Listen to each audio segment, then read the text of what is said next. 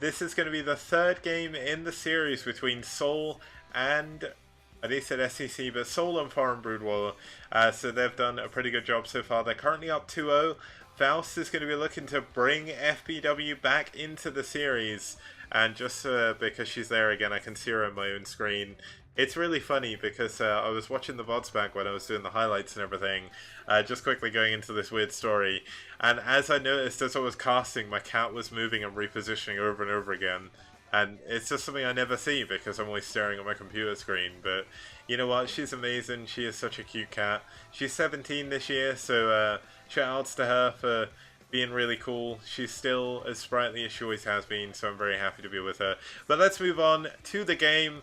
Enough about my cat, and let's actually get started with the third game in the series. Now, I did give a little bit of a teaser. I said one was a Zerg and one was a player who built an Evo chamber before a spawning pool. Now, if you have been watching the STPL so far, you would know that it would be these two players. So let me just bring up the overlay and let's introduce them both properly.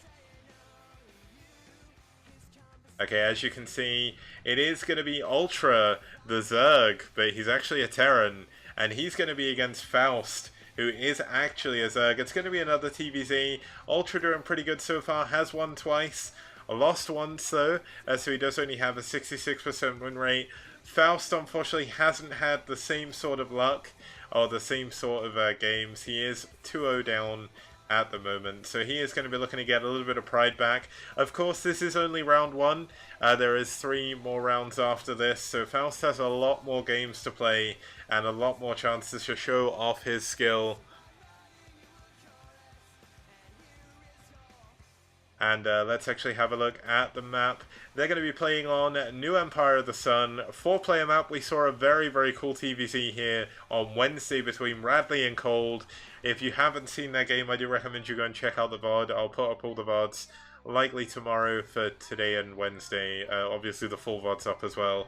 But we saw a lot of nukes that game, so that's one reason you should go and watch it.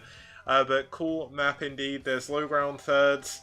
Very small choke, sort of main natural on the same level, and 12 and 6 o'clock island bases, so very dynamic map. And thank you, Doc Holiday, that means a lot coming from you. I know you do a lot of stream stuff. But the 8-1 scenario, just to go into that before I start the game, it's basically a take on the STPL 2010-11 when they had 0-1. It's the end of 2010 and the beginning of 11. So in this case, it's the beginning of 18 and the end of 18 and the beginning of 19, which is the 8-1. But let's actually head on over to the game and let's get started with the third game in this best of 5. Just need to bring up OBS, completely on the wrong window, and let's get going, guys.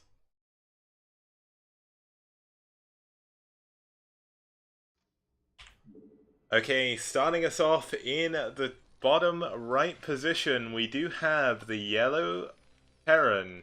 It's going to be Ultra, playing for SouL, on match point. And his opponent going to be in the bottom left corner, playing for Foreign Brood War. It's going to be the Orange Zerg, Faust.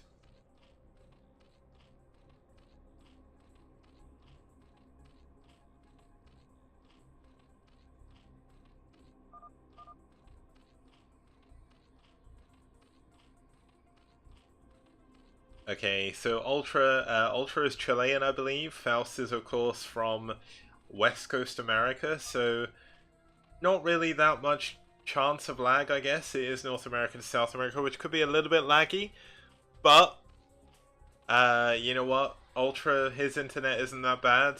There is one player on SouL who has no, 2 actually. I'm gonna call them out. I am technically on SouL as well as Wyatt. I do the casting for both of them.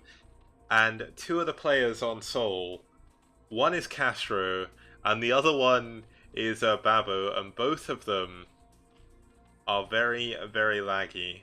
Now, I don't know why. Like, Terra doesn't lag, Dandy doesn't lag anymore. Like, internet in South America is getting a lot better. Oh, sorry, Faust is on the East Coast. My bad. 56k is new technology in South America. I guess that could be true, but you know what? It's good that they're getting better internet. It's good for the game, good for the scene. I remember the amount of games that I would just rage because, like, I would rage at myself even though it wasn't my fault that it was lagging, because I'd be queued up, well not queued up, but I'd be playing against endless South Americans on IC Cup. The second like the zealot runs into your base, like the lag switch gets turned on or something, turn on their Lucky Star torrents, just to make it even harder when you're first starting out as like this guy in 2009 on Heartbreak Ridge. It's hard enough for Terran already against Protoss when you don't know how to play the game properly. And yeah, I must admit there was a period where I did start banning Peruvian players, and I do feel bad about that. So my apologies go out to the South American community. I was a different person back then. I am very accepting of you guys, so please do join some STPL teams, get playing. I know there's a lot of South Americans in the tournament already, so it's good to see some more. And it was, you know what, the main reason why I started banning... Okay, Abby, I'm gonna be serious, right? Okay, this is going out of context of the game a second. Nice pick off there by Ultra, by the way, stopping Faust getting the gas steel to heal the drone. But, I mean, we have a very quick expansion, 1 Rax FE coming up for Ultra. But just to go on out of the context of the game, it's in the context of the game, but out of the context of this series for a second. The first tournament I ever played in was the first Coach-Pupil League, and my coach in 2009 was Avilov. So just a little bit of thing there. There is a little bit of history between me and him. Avilov's big plan to help me get better was he said play 5 games a day on ladder, pick a map, play that over and over again. So I picked Heartbreak Ridge because at that point everyone wanted to play it. It was like the big map of 2009. Destination was slowly starting to go out of favor, but of course still very big on IC Cup. But then Heartbreak Ridge came along. The map where there was about 10 million places you could get proxied. And I must have lost about 200 games before I won one in TVP. But you know what? It paid off. Those 5 games a day, I did slowly start to improve. And, you know what? At the end of the day, TVP is now my strongest matchup if you don't count TVT. So all of that losing over and over and over again on Heartbreak Ridge, even though I've got severe PTSD over it, actually helped. And I am very thankful. So thank you very much, Abby. You actually got me into playing the game properly. And if it wasn't for you, I may not be here right now. I may have got a little bit bored losing over and over again on ladder. So shout out to the Coach-Pupil League as well. There is another Coach-Pupil League going on at the moment. That's being hosted by Laser Snipe and Pisan, I think it is. So shout out to them for putting a lot of work into the organization. There's a lot of people casting that as well. A lot of newer casters, Chessie being one of them. Casted some games that were a really cool cast. But going back to the STPL, back to the series. We have Ultra adding his second barracks on. We have +1 5 racks most likely coming up for him, getting the academy around the right time for that, having his +1 coming up immediately as well. Oh, it's Paisan. Okay, not Pisan. My bad. But thank you, Sham2, for pointing that out. And that is a really weird emote you just spammed, by the way.